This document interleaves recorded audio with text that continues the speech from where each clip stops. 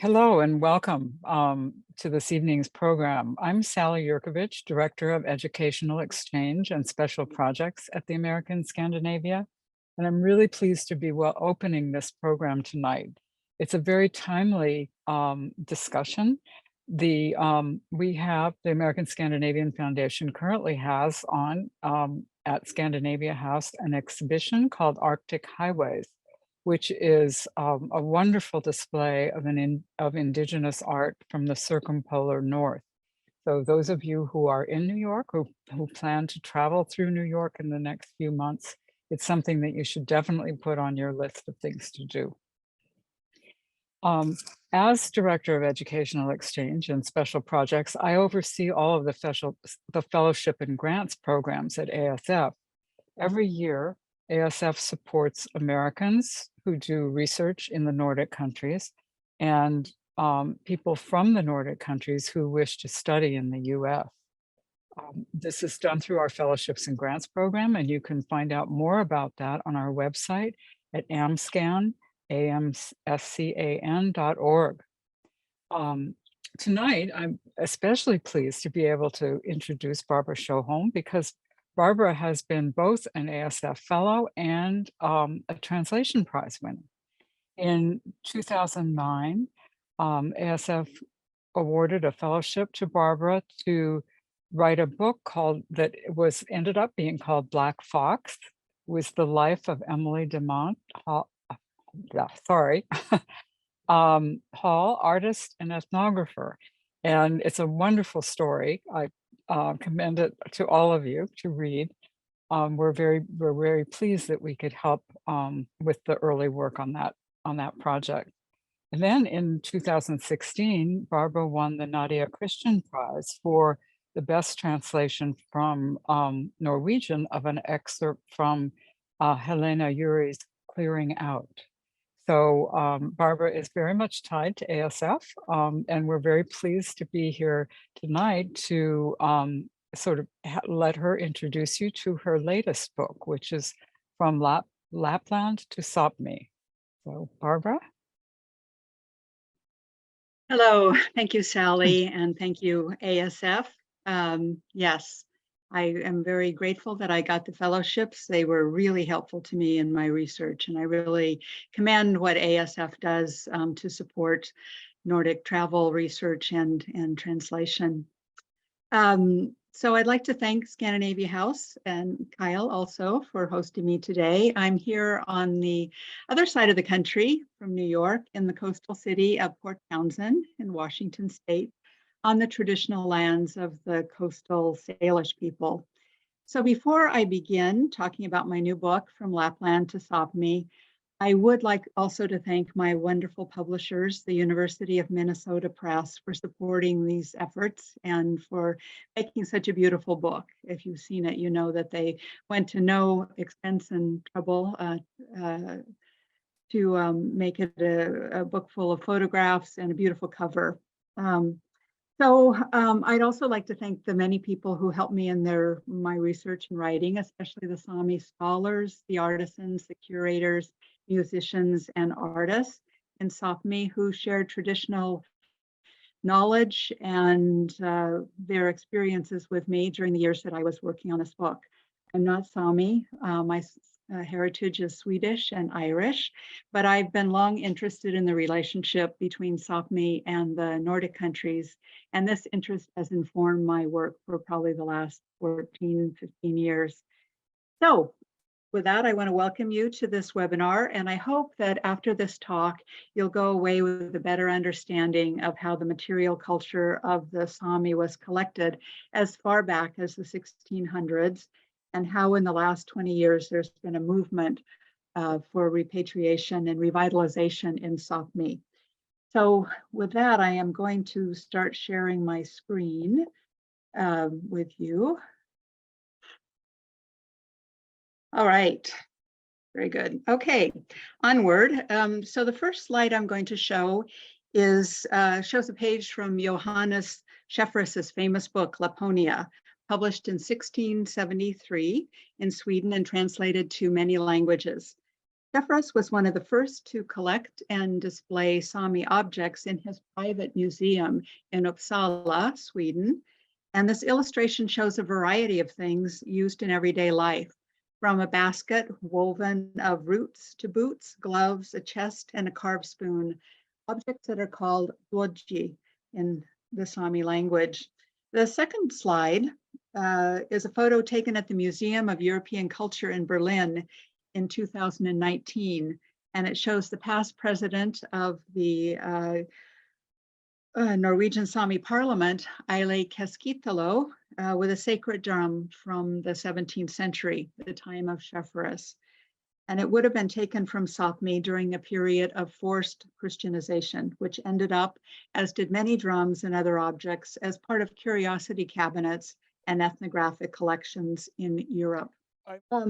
So this book tells the history of almost 400 years of collecting and displaying Sami material culture, though it's not a comprehensive overview. Instead, I'm particularly interested in collections themselves, in the makers of duoji, and in the people who collected these objects and why. Some of these objects, primarily the sacred drums, were taken forcibly. Others were sold and traded. How these objects ended up in museums and how they were displayed in dioramas and glass vitrines, how they were described by scholars over the centuries, and how they were seen by the Sami themselves are all part of this story. This photo from the 1940s shows a group of Sami people at the Nordic Museum in Stockholm looking at their cultural heritage. In this talk, I'm going to focus on two different time periods, one in Norway and Denmark in the early 1700s, and one from Sweden in the mid-20th century. And then I'll talk about various forms of repatriation going on now in the Nordic countries. All of the stories that I'm telling from Lapland to Sápmi, whether from the 17th or the 20th century, are examples not only of prejudice, racism, and injustice on the part of individuals and institutions, but also of Sami agency and creativity, of resistance and resilience. I've drawn on many sources, and certainly in the first centuries, we don't hear much about the Sami from the Sami themselves. But by the latter half of the 20th century, their voices are clear and strong, and I've tried to represent Sami agency throughout. So each story takes place in a different part of the large geographic region that is Sápmi, spread across 4 countries: Norway, Sweden, Finland, and the Kola Peninsula of Russia. You can see on the smaller insert map that Sápmi extends far to the south to the Røros area in Norway. Archaeological records show that the ancestors of the Sami today have hunted, herded, fished, and farmed in the north for millennia. There are today approximately 80 to 100,000 Sami people living on the coast and inland, as well as many Sami who live full or part-time in urban centers. We are going to begin in southern Sápmi around Trondheim in the early 1700s with a story of Danish-Norwegian missionary Thomas von Vesten, whose collection of Sami drums was probably once the largest in history. But first, let's talk a little bit about the physical drum itself and its place in Sami culture and religion. The drum, like the one on the left, was oval shaped, either a bowl drum, as you see here, hollowed out from a large tree burl with a reindeer hide drum head strapped over it, or a frame drum made of a ring of bent wood with the hide stretched and secured in the frame.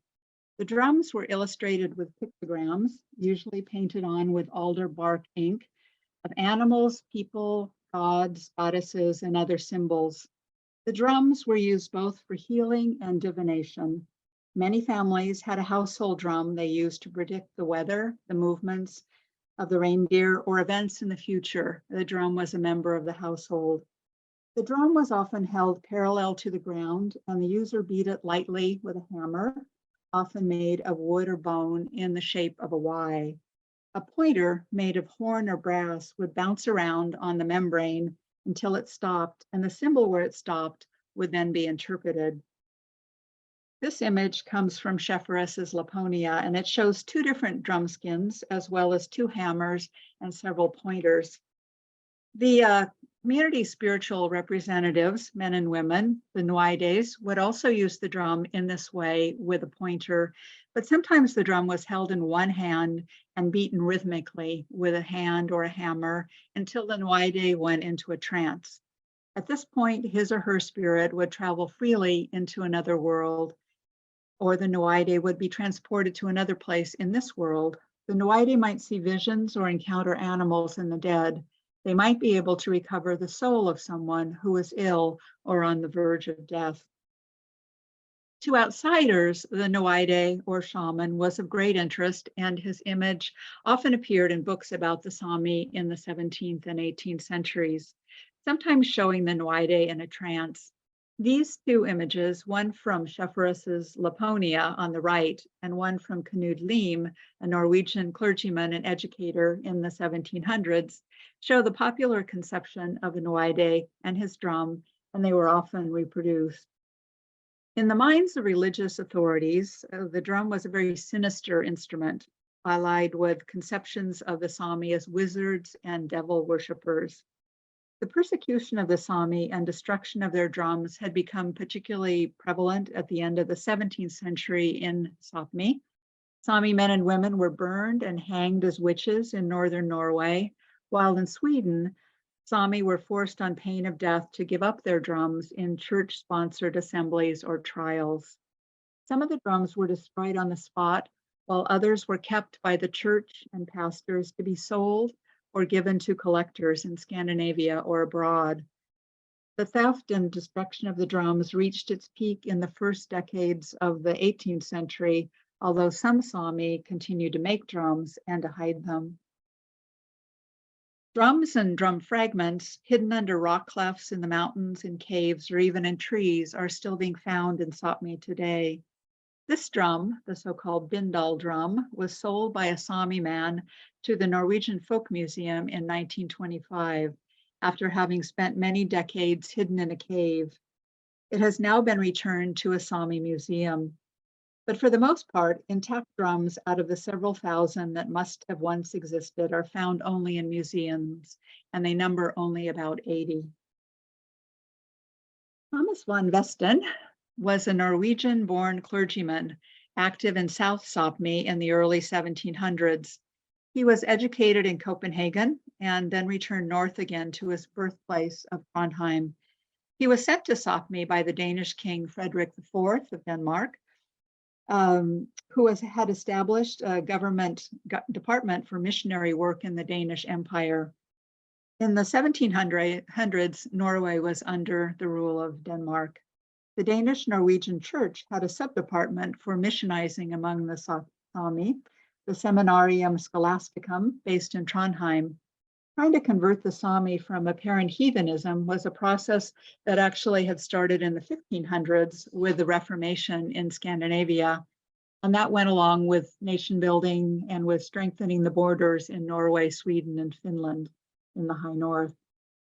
As the head of the Seminarium Scholasticum, von Vesten was highly motivated to tackle the so-called problem of the Sami.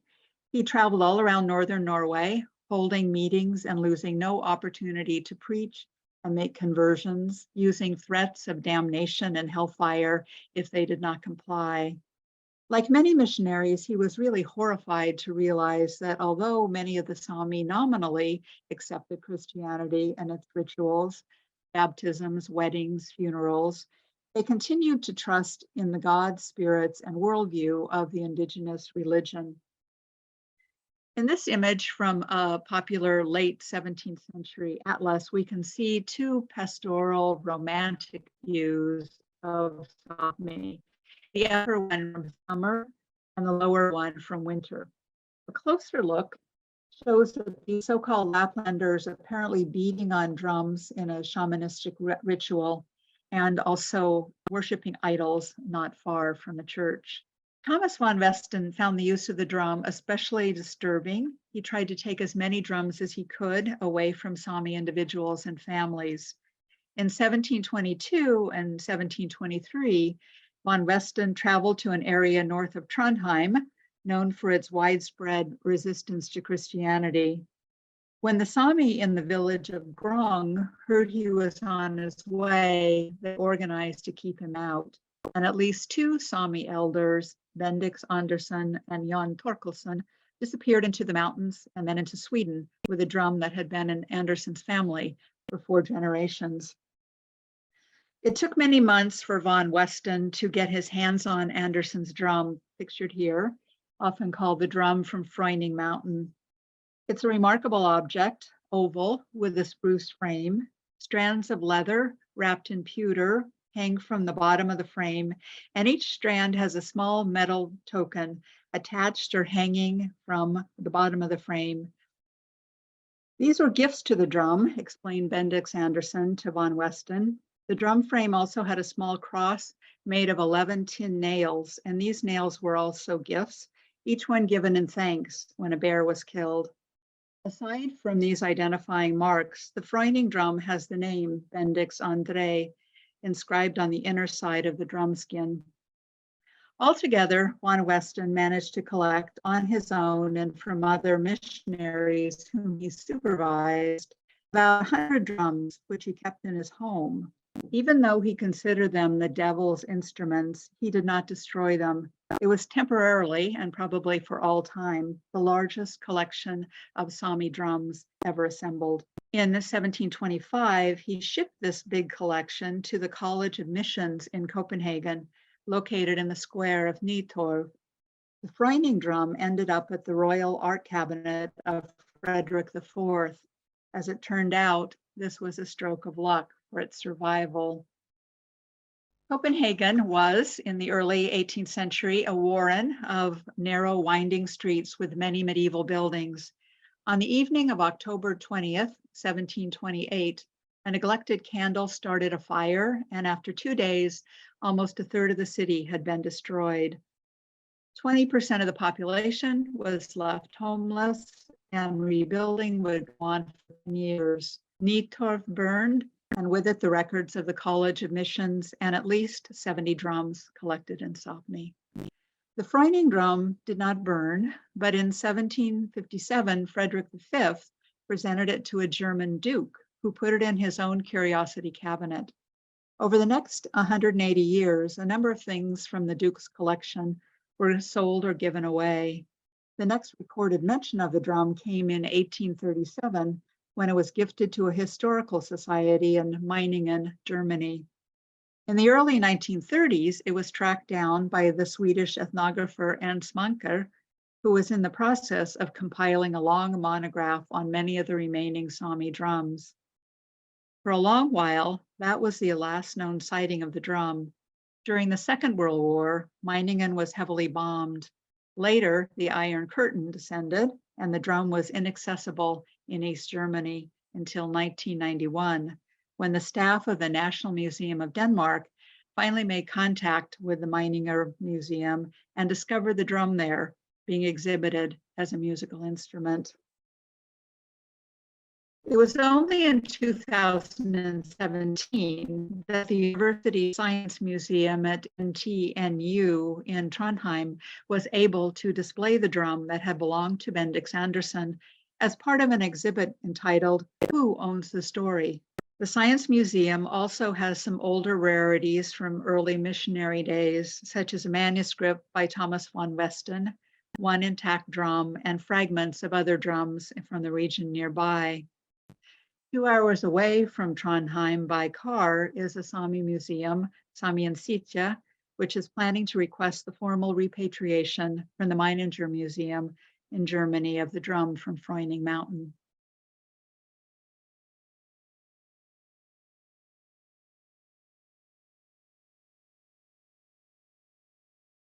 So 200 years after the Copenhagen fire in the mid-20th century, much has happened in Sápmi.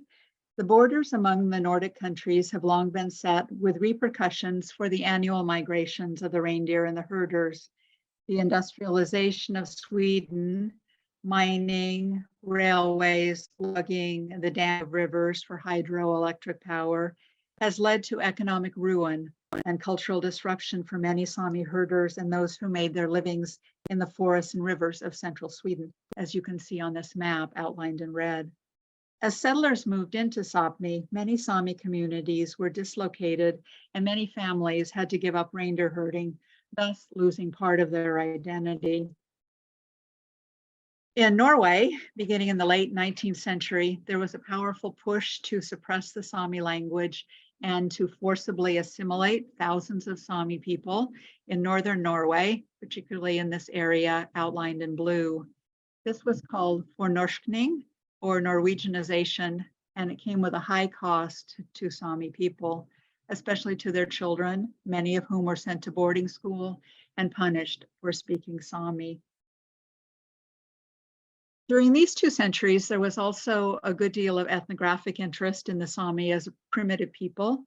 Scholars studied the Sami languages, and ethnographers and amateurs collected thousands of ceremonial and household duoji for the new museums, often in the south of Norway, Finland, and Sweden.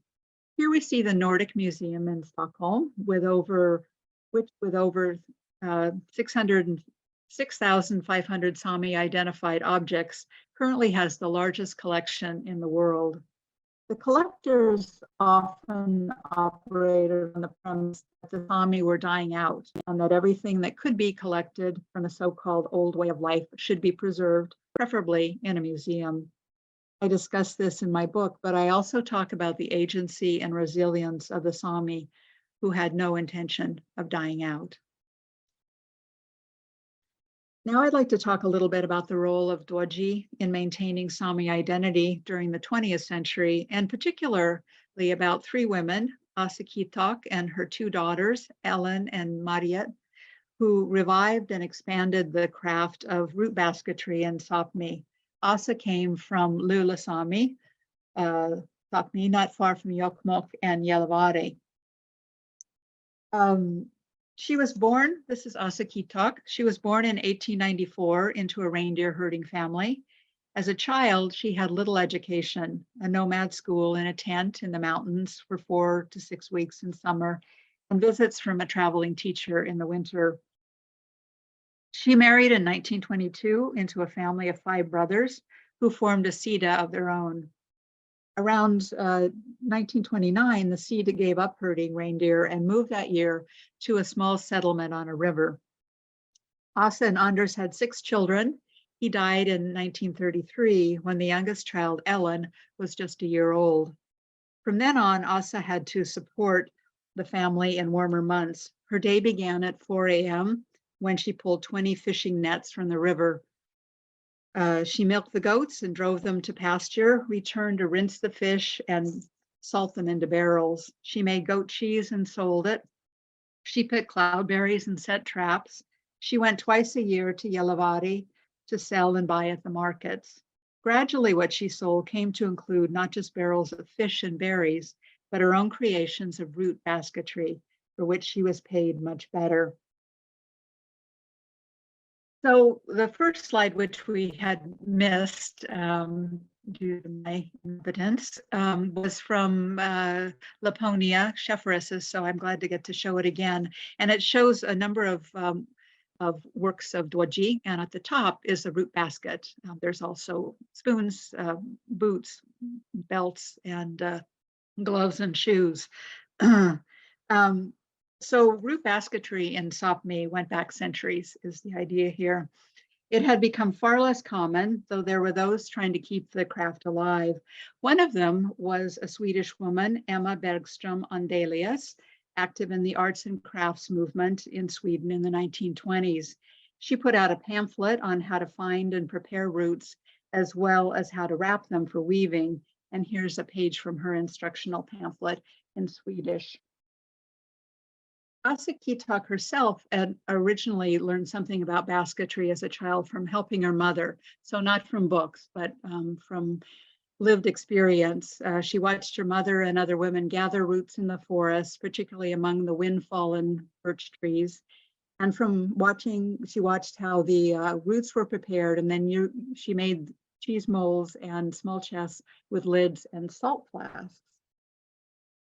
These are some of her examples. She worked in traditional forms, though people didn't always use the baskets as in the way they were originally designed for. The cheese molds, for instance, shallow, wide baskets with open work at the bottom to drain the cheese and make a pattern, became bread baskets for the table or ornamental wall hangings. Baskets with lids could still be used to carry things, but usually were mainly decorative, as were the salt flasks, as you can see on the left here, once so important in the task of preserving meat and fish. By the early 1950s, Asakitok was making a living from basketry and beginning to teach others the craft, including two of her daughters, Mariet and Ellen.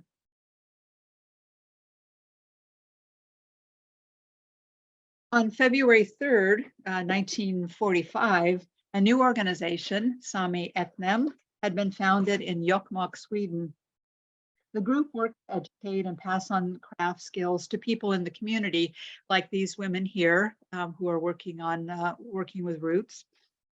Duoji came to be seen as vitally important for maintaining Sami identity in the face of modernization and assimilation, particularly for the 90% of Sami people who no longer practice reindeer herding.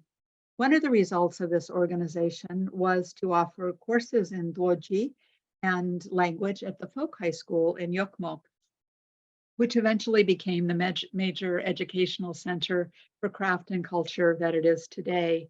And here's some examples of duoji taken from the catalog of Aichi Museum in Jokkmokk.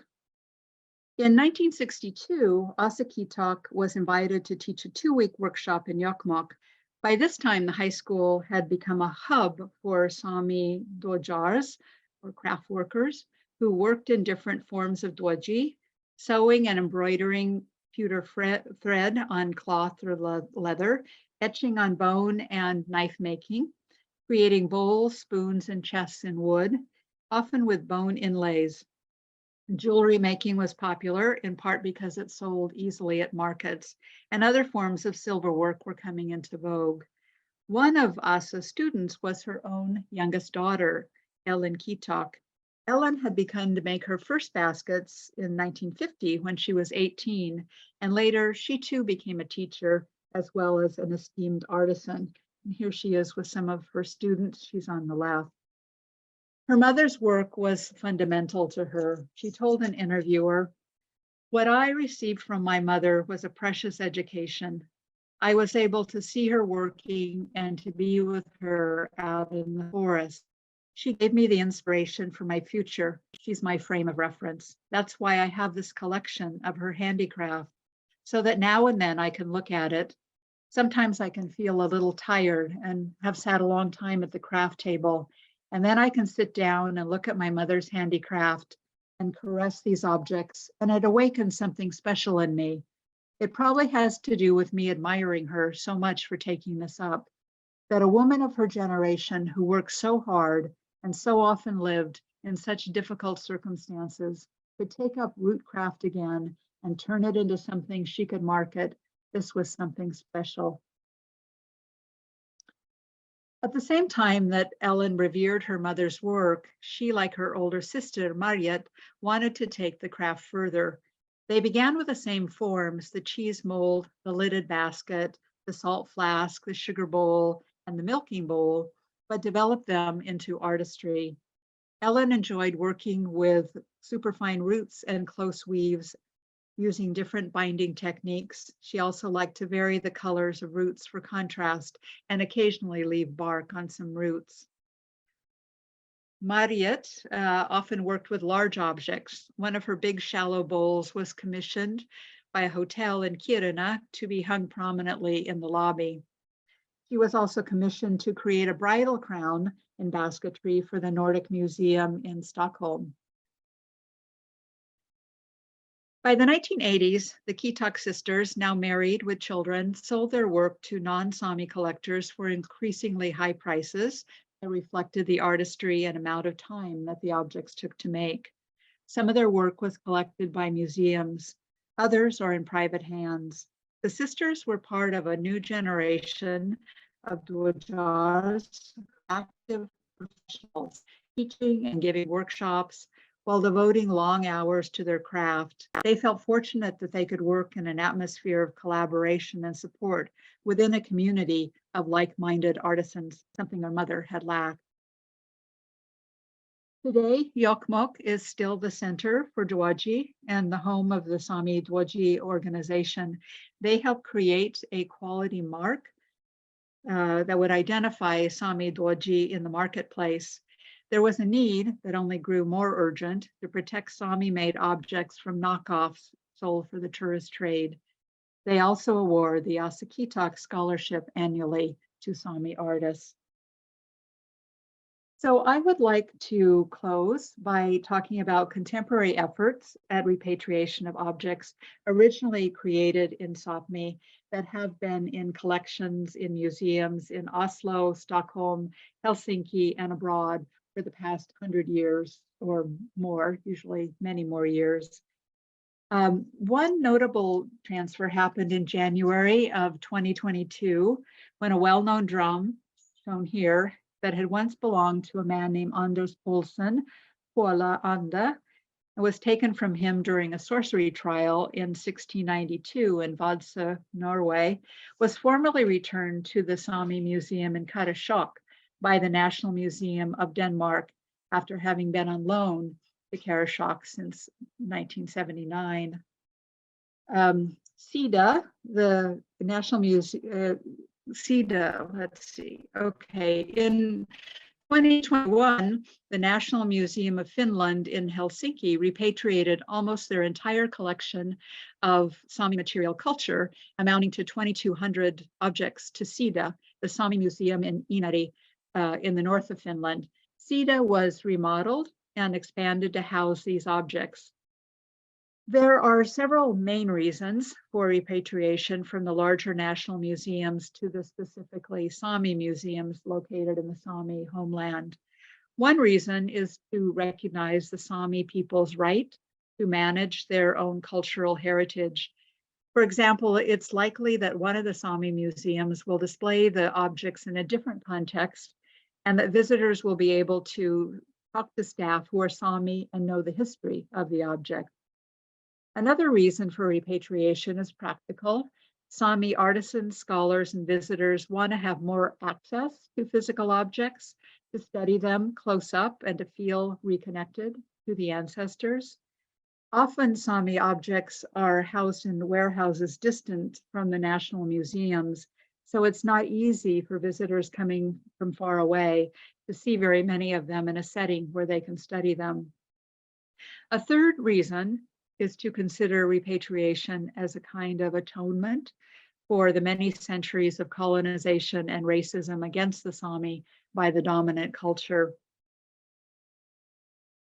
In Norway, a process called bostede, meaning the return in the South Sami language, has been ongoing for a number of years to repatriate around half the collection of Sami material culture at the Norwegian Folk Museum in Oslo. One of the ways in which this transfer is different than the one undertaken by the National Museum of Finland and SIDA is that Norway has many more Sami museums. There are 6 umbrella groups and 12 physical museums, most of them in northern Norway. The largest is the Sami Museum in Karasjok. Others are the Aran Lula Sami Center in Drag on the Tysfjord in western Norway, Varanger Sami Museum on the Varanger Fjord in northern Norway up near Kirkenes, and in South Sami, Sami and Sitja near Trondheim. Most of these museums are also community centers, like the one you find here in Aran in Drag on the Tysfjord. They have libraries, they have kindergartens, and they often have space for classes as well. The Norwegian Folk Museum, until recently, had a collection of 4,300 objects. Some were collected in the mid and late 1800s by missionaries and merchants. Others were gathered by ethnographers in the late 19th century and the early decades of the 20th century. The belongings included many examples of gakti or clothing, as well as hundreds and hundreds of smaller household objects and objects connected with reindeer herding, fishing, and farming. In 2012, a formal agreement was signed between the Norwegian Folk Museum, the History Museum in Oslo, and the Norwegian Sami Parliament to return half the collection to different Sami museums under the Sami Parliament's management. In 2019, the legal process of dividing the objects to be returned was finished. Here you can see the formal transfer being celebrated by many of those who had been involved with the museums and the parliament.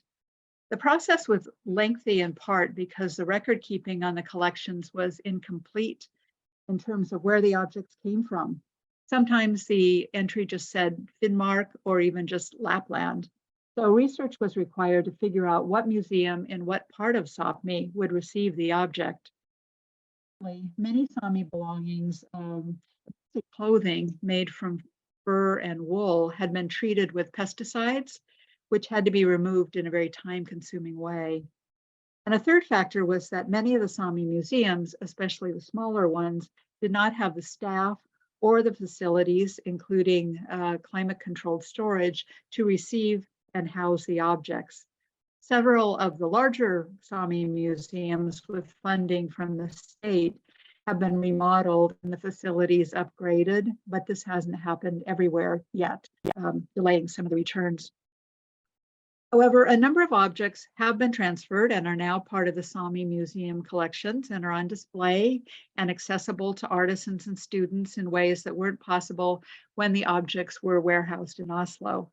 Here's a photo of a hat in a box being handed over from the Norwegian Folk Museum by the director Inger Jensen in the back to Sami Parliament President Aili Keskitalo on the left, and the manager of the museum in Kautokeino on the right, Johan Aslak Hette. All over Sápmi, these returns have led to renewed interest in duoji, but here I'd like to mention the particular renaissance of this particular hat, the Lajo Gapir. It was a hat once worn by women in northern Norway and Finland from the mid-1700s to the early 20th century. It has a very striking appearance because of a high wooden protrusion known as a fjera at the back of the head. The lower part of the hat is a tight cloth bonnet shaped around this fjera, decorated with ribbons and lace. There are not too many of these hats in collections, maybe around 80, but there are now women artists making them, such as the Finnish artist Outi Pieski. She's shown here on the right, teaching a workshop on the hat a few years ago. So in the latter part of my book, I do discuss contemporary repatriation in terms of physical transfer of Sami material culture to Sápmi, but also in terms of projects like these workshops and the many other ways that traditional Sami culture has been revitalized in the past decades through yoiking and music, through language, through art and craft, through museums and community centers. Here in this talk, I've only been able to give a few examples, both of what was taken away from the Sami over many centuries and what has been returned and recreated. So I'm now happy to answer any questions about what I've presented here or any other research in the book if you have read it. And I'm looking forward to hearing your thoughts and comments. Thank you. Thank you, Barbara. So far, we have two questions. This one's from an anonymous attendee. She's asking, or he, are there any specific artifacts related to women Noadi, Noadi? Is there a history of female Noadi available? No, not exactly a history of female Noadi, but they pop up in stories.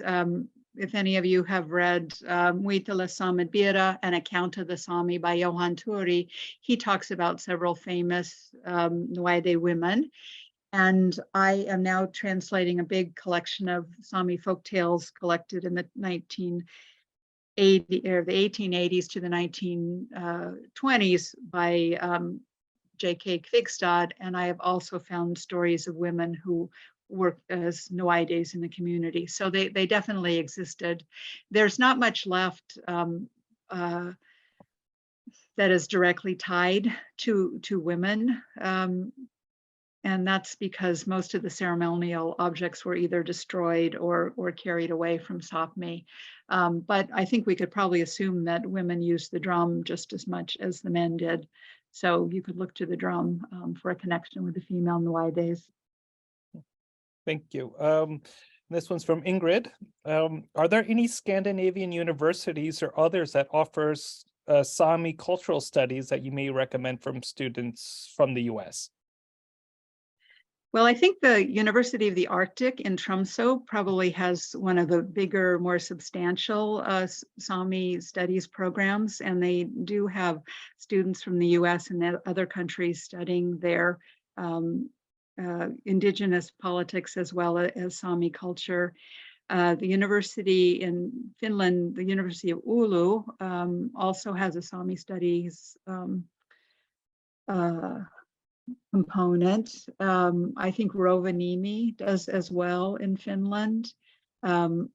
University of Oslo has something going on there too, as well as some of the folk high schools, like the folk high school in Jokkmokk teaches Lula Sami language as well as arts and crafts, filmmaking and food making.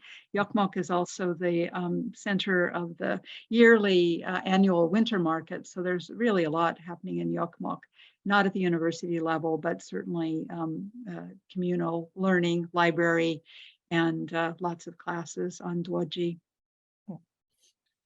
Do you have any advice for smaller museums in the US who hold Sami artifacts brought over by Scandinavian Americans but lack paperwork? Where can we learn more about repatriation? That's a good question, and it's hard for me to answer. I know that the museum in Milwaukee has what's known as sort of the largest Sami collection. Most of that was collected in Sami, however, in Sápmi. I think they have around 200 objects, and I think they're thinking, I've heard that they're thinking about how they can best display this and maybe extend their collection. As many people know, there are quite a few immigrants who have some, and descendants of immigrants who have Sami background. And so I think people did bring over things with them. But where they are, I'm not really sure. And there's been, you know, I would imagine, say, the Nordic Museum in Seattle has some Sami artifacts. I donated something that someone gave me, a small knife that had belonged to her father. But I don't think there's a registry. I don't think there's, you know, there's not any real talk of repatriation. Many of these objects are not displayed even. So I think that will all be happening in the coming years because people are more and more interested in this whole subject. And then we have another question from Carol. You mentioned the witch trials in northern Norway, which began in the late 1500s and continued for decades. It would seem that most of these accused were women. Do the Sami represent the large majority of those people? No, from what I understand, the majority of witches who were tried, or women who were accused of being witches, were Norwegian women. The sorcerers who were tried and sometimes executed on the Sami side were mostly men, with a few women. So there was sort of a gender imbalance there. And if you're interested in this whole subject, there are a couple of writers who have gone into it pretty thoroughly. Maybe you've heard of them. Rune Blixhagen, who writes some in English, but also in Norwegian, and Liv Williamson, who has a book in English about those witch trials. And here's a question from Kelly. Do you have any reading or speaking fluencies in any of the Sami languages? And if so, which ones? And also, how did you learn them?